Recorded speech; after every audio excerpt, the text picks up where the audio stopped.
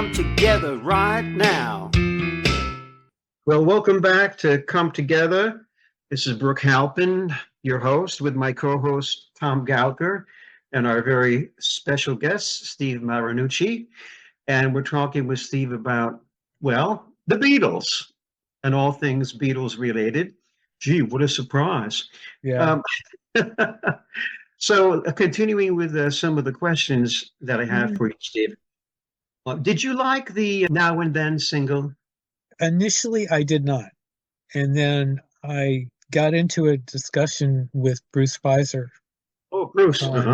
He's going to be on my next podcast. And everybody got freaked out about the whole AI situation, especially after Ringo talked about it. Yep. And they thought that they were going to do some, mucking around with John's voice. Well, Bruce said that they did not. Giles Martin said that the only thing they did was to get John's voice out of that tape and make use of it. Hearing that made me feel a whole lot better. And he said they also did that with re-release of the Red Album, which, I was not aware of. So hearing that made me feel a whole lot better and made me listen to it in a different light. There are things about it, I wish that, number one, it had been a more upbeat song, but obviously Paul and Ringo did this as a tribute to both George and John because they knew this was going to be, the last thing. I like it better now. I still like Free as a Bird and Real Love better, especially Free as a Bird. I love Free as a Bird. And that video is just so incredibly amazing. The thing with Now and Then is that, they say it's the Beatles, but barely the Beatles, because George, first of all, as you probably know, he didn't like it. Why they didn't do it on the Anthology 3 album as the opening track. George is not playing his wonderful guitar licks that we're so accustomed to. He is playing some rhythm guitar at best, I believe. That's it. So, okay, so technically George is on Now and Then. He is, but for me, not enough. So therefore, Paul is the one, who has to fill in and do as he always can, because he's such a great guitar player as well. So he's doing George's slide guitar riffs. Paul's doing it because, well, George didn't do it because George didn't want to finish the song back in 95. So for me, it just taints the whole thing in a way that I just can't quite get over what I just said. And as you said, Free as a Bird and Real Love, that's the real deal. You can definitely hear the four Beatles on those two songs. So anyhow, for what it's worth. I got into a discussion back when I was working at the newspaper with the guy who was our rock critic, and he felt that Free as a Bird and Real Love were not, or could not be considered part of the Beatles canon. And I disagreed with him then, and I disagree now. Now and Then probably going to have to take me a little more time to get to put that label on it. But, knowing what they did after, like I said, after hearing Bruce's explanation and knowing that Paul and Ringo, actually, there's a vocal part in there where they were actually singing to John and George, makes me feel a little better about it. There were things happening there that we weren't aware of and that explain a whole lot about that song. Again, I didn't fall into line with everybody that was accepting it for what it was right away. I still have my qualms about it. As long as they don't play around, do artificial and AI with any other songs or try to create something that wasn't there. From a songwriting composition, it's very unusual. The chord changes, it's not as concise as a song in terms of songwriting as Real Love and Free as a Bird. Verse, chorus, or verse, bridge, chorus, Now and Then is very unusual. And I think perhaps that may be the reason why George didn't like the song itself, just from a songwriting perspective. I can't speak for George, but for myself, as a songwriter as well, when I first heard it, even I've heard, earlier versions, before it was finished with Paul and Ringo. And I thought, wow, what an unusual song, usual chord changes and everything else. But I guess what it is more than anything else is John's voice. There's only one John Lennon, and, there he is, and, you can hear him. And I suppose that's the thing that really makes it so special. And I've thought the same thing too, listening to it. I wish they had pulled John's voice out a little more, which I would have thought they could have done. Why they let it sit the way they did with his voice. I don't know. I don't know if that's me being critical or what, but that's just listening to it. I have that impression too. Now, one thing that I learned recently talking to Piers Hemmingson is that Peter Jackson told the fans at a Fest for Beatle fans that he's working on Hamburg tapes. That really gets me excited because the performances on the Hamburg tapes, I think, exceed, some of their live stuff. I mean, they were so good live in Hamburg. And I would love to be able to hear those things with some technological help, not changing what's there, but bringing it out. If he can do that, that would be fantastic. There appears to be some thought in the Beatle community that that's what he's doing. I hope that's the case. Anything he does has to be approved by Paul and Ringo, and the Harrison and the Lennon estate. So I don't think, we're going to have to worry too much about the end product, whatever it is, if we get to hear it at all. I think it would be very exciting. And it kind of lines up with the whole idea of making conclusions about the fact that they're reissuing the anthology book in paperback, which is kind of interesting. If you haven't seen it, that's on Amazon. And so, the question everybody is asking is, will there be more? The Beatles have been stingy with their outtakes. When you have Dylan, who's giving you everything he has, and Neil Young, and then we get drips and drops of, half a song here or there. It would be interesting. I think it's going to happen. Unfortunately, I don't think a lot of the original fans are going to be around to hear it. And that makes me sad. If you know where to look, you can find some stuff, but it's certainly not the same as having the stuff released by the Beatles. You mentioned, of course, Peter Jackson, which leads me to the next question. And Tom and I spoke about this at great length, the difference between the Let It Be movie and then what Peter Jackson... Ooh, I never fell into the thinking that Get Back was the thing that they needed to do. I mean, I suppose it's nice that we have it because you get to see all these performances. Over and over and over again. It needed some editing, for God's sake. Yeah, but I guess I'm going to be honest here and say I haven't watched the whole thing all the way through yet. I will at some point, but it's not high on my list. I still think the bigger thing is that they brought back Let It Be. I'm very glad that they did that because they put it out. They knew what they were doing 30 years, Yes. How many years ago? You're talking about 1970, right, Steve? Right. They knew what they were doing then, to try and hide that, which is basically what they did. It's there. I mean, because we've all had it. It's been so easily bootlegged. Anybody that wanted it could find it. And it says what it says. It has some good moments in it. The rooftop thing was fantastic. Get Back is what it was, but I don't think it replaces Let It Be at all. I'm sure for some people it does. That was kind of the intention, that it replaced Let It Be, to show that they all got along. But Right. We're trying to put some more frosting, let's find the really good bits and put them in Get Back that weren't in. We had a few good bits in Let It Be, which was really, as you're saying, the real story. I mean, it was really almost like a documentary at the time. But then, Paul always paints a positive picture. He always, we always get along great, everything's fine, and all that kind of stuff. He's tried to rewrite history before. Look what they did with Let It Be Naked. First couple of times I heard it, I did not like it. After a while, though, I realized how much better the sound quality was and what they had done with that. The same with Yellow Submarine soundtrack. It's funny how, if you think back, they started doing these little projects to try and get us used to playing around with the sound on the Beatles, music. I think the first one was actually that Sgt. Pepper special that was on the Disney Channel, where they actually pulled out outtakes and things like that. They've been doing this all along, and like I said, Paul likes to rewrite history, and that's obviously what they've done with Get Back. Get Back. I'll put my 2 cents in this one. Go ahead, Tom. Yeah, thank you.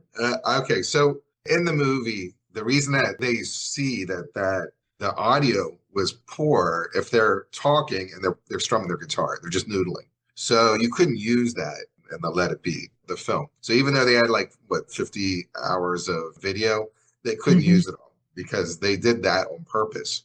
So once they were able to do this augmentation and strip that away, then you can actually hear what they're saying and make a decision, was it worthy to be used or not?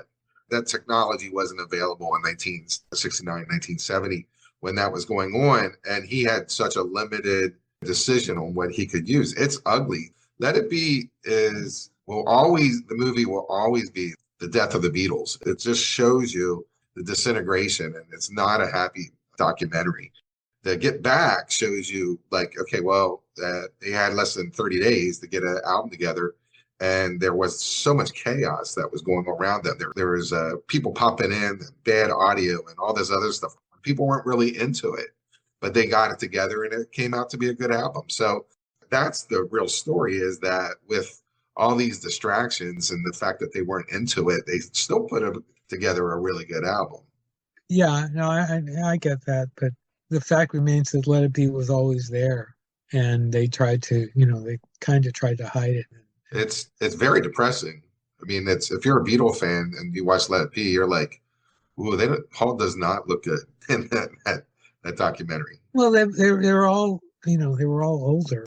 Obviously, the scene with the argument with George and Paul doesn't help things any.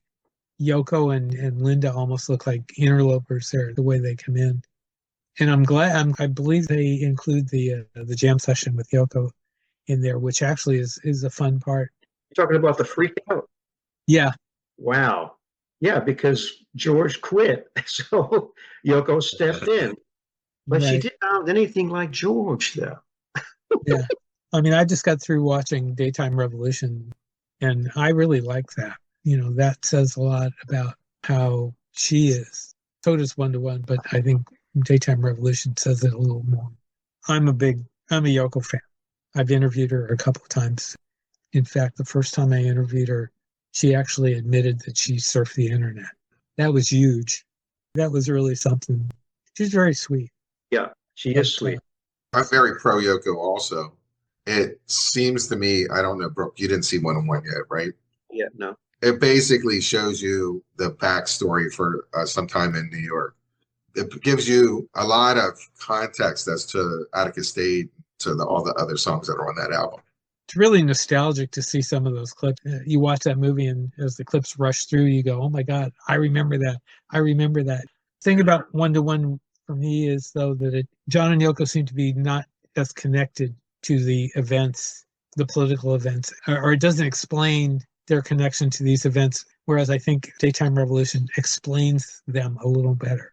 So it's more personal. It's also celebrity. We have someone going through Bob Dylan's trash, and they're showing you that the celebrities decided that they couldn't hang out in the Village anymore. Their personal life was being scrutinized. And you could see John and Yoko just kind of lived in the Village. They were just kind of hanging out with everyone else. That got to be too much. They had to move out of it. And when they moved out of that, also the influences that were buzzing in their ear kind of went away.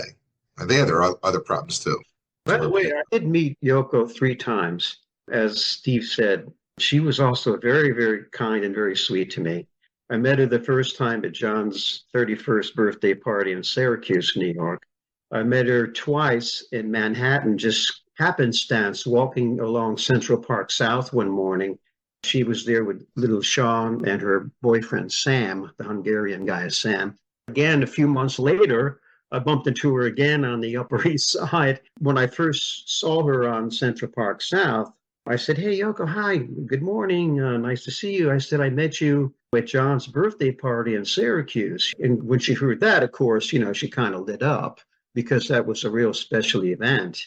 And I was a guest there because I met Jimmy Keltner, and Jimmy invited me to the birthday party. So that's how I met Yoko and John for the first time, and meeting Yoko. Can I ask you about talking to John? John, that's a whole other story. But very quickly with Yoko, she was so sweet. I told her I was going to Martha Graham's studio where I was playing piano and composing for Martha Graham. And she asked me about my music. What are you doing? What kind of music do you do? I mean, she took an absolute interest in what I was doing, which I was really very quite touched. John, When I first saw John, it was a party at the museum, and there were maybe about, maybe 50 people there, approximately. Allen Ginsberg, Ringo, Phil Spector. Elliot Mintz. Oh, if Elliot was there or not. This is, this is October 9th, 1971. And I'm walking around trying to find John because I wanted to speak with him.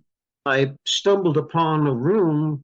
It was an exhibit room, and Yoko was standing in front of this wall with her artwork.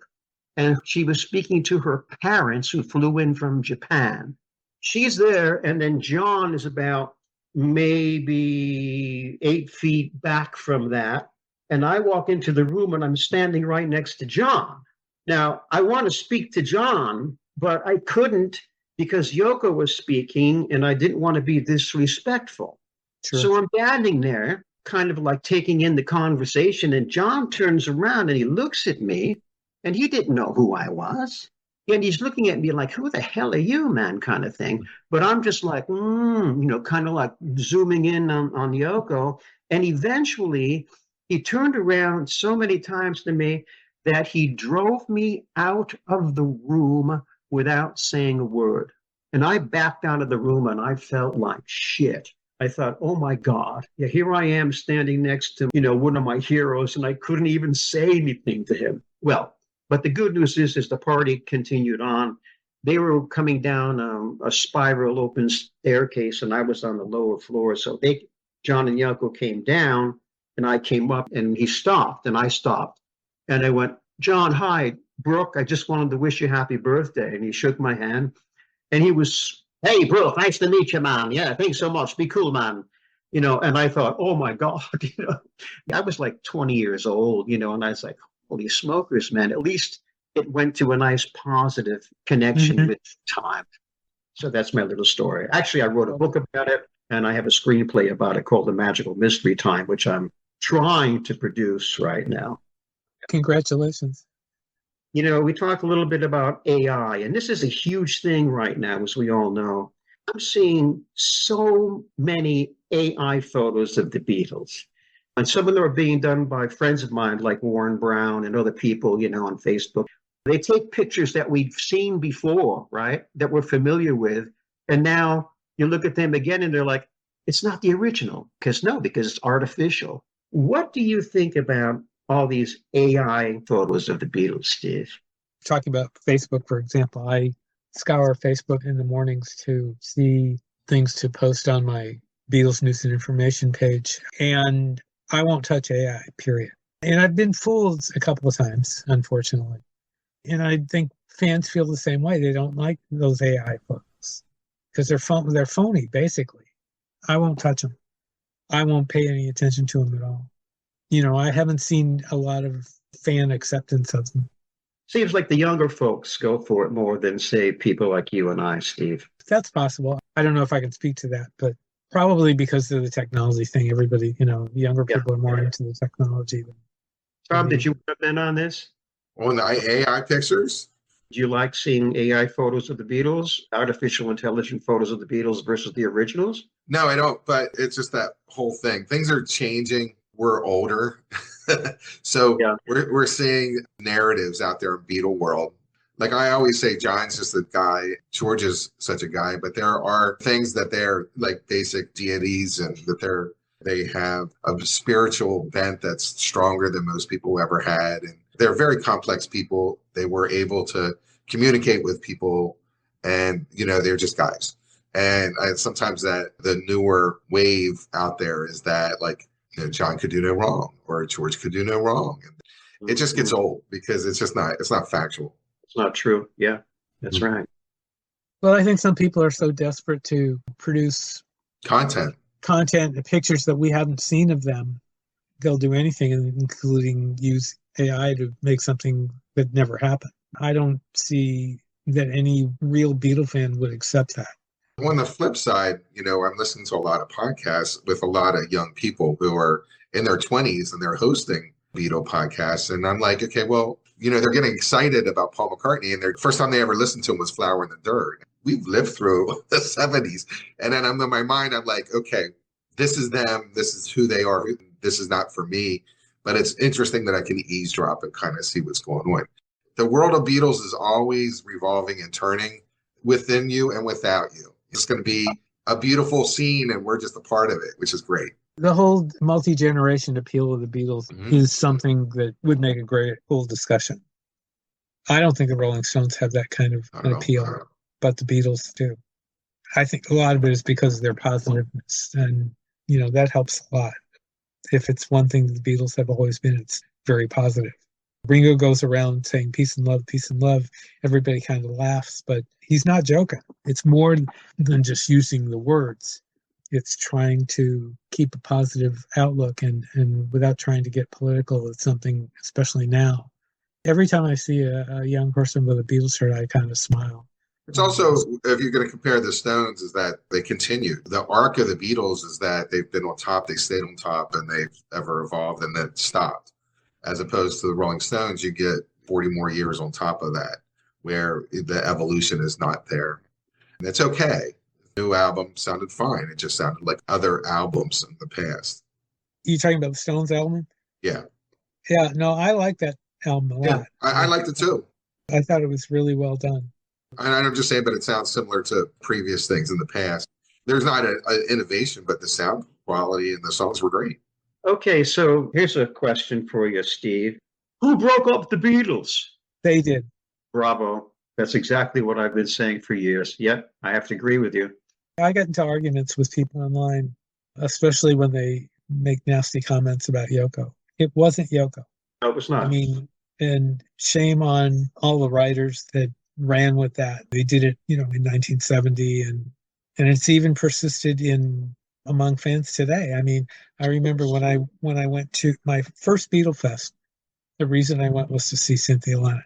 I had always been a big fan of hers. And I remember her giving a talk. This was in Los Angeles. And I remember her giving a talk in the ballroom there where they did all the presentations. And she mentioned Yoko, and the boos were just incredible.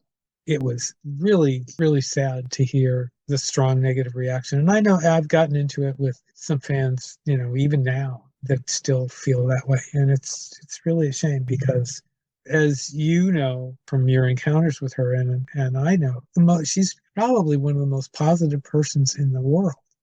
I mean, she was out on Twitter. She was out putting, very positive memes every single day. She would answer fans' questions. She wouldn't always say probably what you wanted to hear. She was there. So, Steve, can you tell us what you're working on right now and how can people contact you? I'm working on my Beatles News Briefs podcast. People can get in touch with me at BeatlesNewsBriefs@gmail.com. I'm also available at my Beatles News and Information page on Facebook.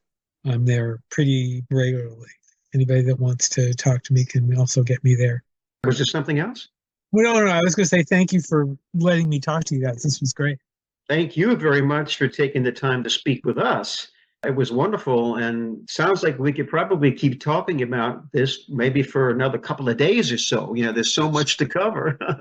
And wish you all the best, and thank you, Tom Gouker, as well. We're wrapping up Come Together, and we'll be back again with a future episode podcast, and thank you all for tuning in. God bless you all, and cheers to all. Come together, come together, come together right now, right now.